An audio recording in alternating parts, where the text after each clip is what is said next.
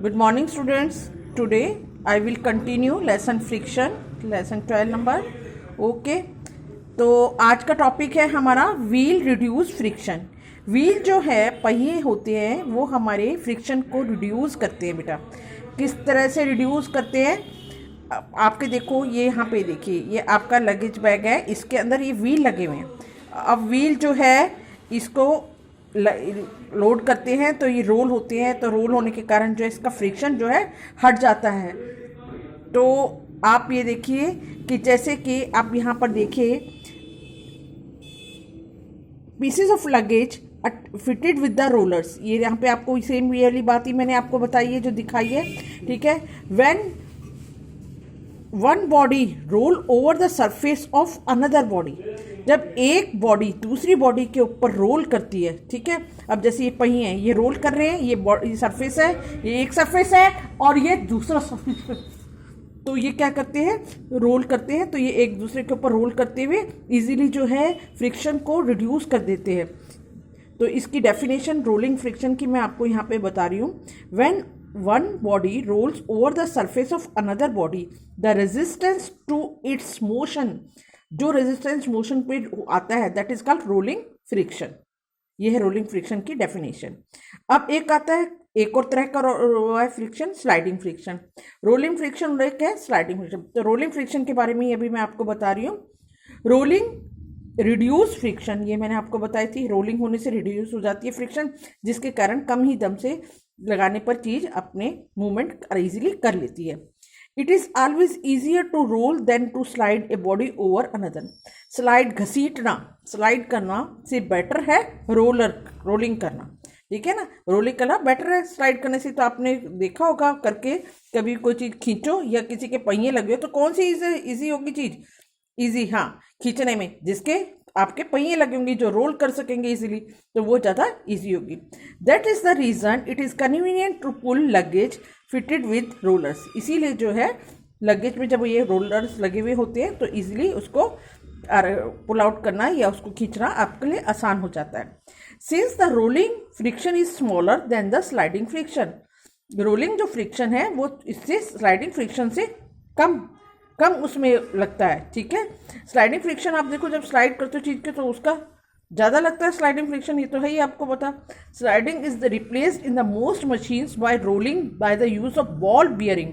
आपने देखे हैं बेटा जो साइकिल चलाते होंगे उनके जहाँ पे पैडल लगे हुए होते हैं, उन पैडल के बीच में बॉल बियरिंग लगे हुए होते हैं. ये ऐसे तरह के होते हैं बेटा. इसके अंदर ना लोहे की छोटी छोटी सी गोलियाँ होती हैं, वो अंदर क्या होती है, रोटेट होती है. जब पैडल मारते हो तो ये क्या होती है, अंदर रोटेट होती हैं. ये ऐसे ऐसे ये लगे हुए होते हैं जहाँ पर मूवमेंट करते हैं.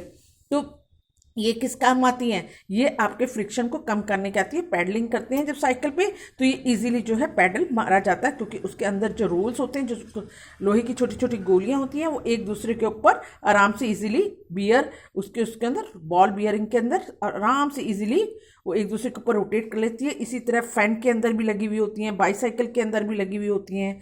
ठीक है, तो ये सब जो है बॉल बियरिंग लगी हुई होती है किसके अंदर, स्लाइडिंग फ्रिक्शन को करने के लिए, कम करने के लिए क्या होती है, बॉल बियरिंग यूज़ किया जाता है स्लाइडिंग फ्रिक्शन को रिप्लेस करने के लिए. आगे बात समझिए. तो आपको अभी मैंने आपको फ्रिक्शन बताया है, एक रोलिंग फ्रिक्शन और एक स्लाइडिंग फ्रिक्शन. रोलिंग फ्रिक्शन जो है रोलर्स लगे हुए होते हैं, जस्ट लाइक पहिए, व्हील्स, ये सब क्या है, रोलर्स हैं. इन रोलर्स की यूज़ से जो है हमारा फ्रिक्शन कम हो जाता है और कम फोर्स के साथ ही हम आराम से किसी भी चीज़ को रोलर की सहायता से इजीली कैरी ऑन कर सकते हैं. और स्लाइडिंग फ्रिक्शन भी आपको बता दिया. स्लाइडिंग फ्रिक्शन को आजकल जो है रिप्लेस किया गया बॉल बियरिंग डालकर. ठीक है, बॉल बियरिंग के कारण जो है, तो जो examples are the use of ball bearing between hubs and the axle of ceiling fan and bicycles. इनके अंदर डाला जाता है जिससे वो आसानी से जब रोटेट होता है फैन तो आराम से मूवमेंट कर लेता है, क्योंकि उसके अंदर बॉल बियरिंग डाले हुए होते हैं. ठीक है, तो ये आपको बाइसाइकिल के और फैन के अंदर बॉल बियरिंग का मैंने एग्जाम्पल बता दिया है. अब हम आते हैं फ्लूइड फ्रिक्शन. बेटा फ्लूइड जानते हो, पानी हो गया, लिक्विड जितने भी है, दैट इज कॉल्ड फ्लूइड. जो दो substance which can be flow easily, that is called fluid. ठीक है, तो अब फ्लूइड भी फ्रिक्शन डालता है पानी के अंदर. स्विमर्स आपने देखा होगा तैरते हुए बेटा, वो स्विम करते हैं तो वो आपको क्या करते हैं, हाथों को पीछे मारते हैं, ठीक है, वो क्या होता है फ्लूइड के फ्रिक्शन को कम करते हैं, ठीक है, तो इस तरह से फ्लूइड का भी फ्रिक्शन लगता है। तो देखिए यहाँ पे water and other liquid exert force of friction when object move through them. ठीक है ना, जब मछलियाँ या स्विमर्स कोई भी पानी के अंदर जा रहे होते हैं, जहाज, शिप्स वगैरह, तो क्या होता है, लिक्विड अपना फ्रिक्शन लगाती है। ठीक है, इस फ्रिक्शन को क्या कहते हैं बेटा, लिक्विड जो अपना फ्रिक्शन लगा, दैट इज कॉल्ड ड्रैग। इस वर्ड को बोलते हैं ड्रैग। दिख रहा है आपको बेटा? हाँ, तो ये जो है आपने ये देखो, ये लाइन देखिए, in sciences the common name of gases and liquids in fluids, so we can say the fluid exert force of friction on object in motion through them।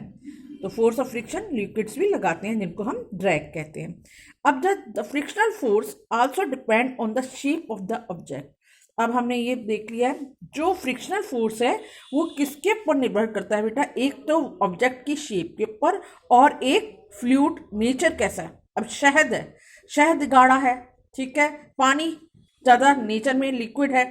तो आप कोई भी चीज़ है, अब आप, मैं बताऊँ, मक्खी जो है ये अगर पानी के अंदर डाली जाए या शहद के अंदर डाली जाए तो तैर के किसमें आराम से इजीली तैर सकेगी?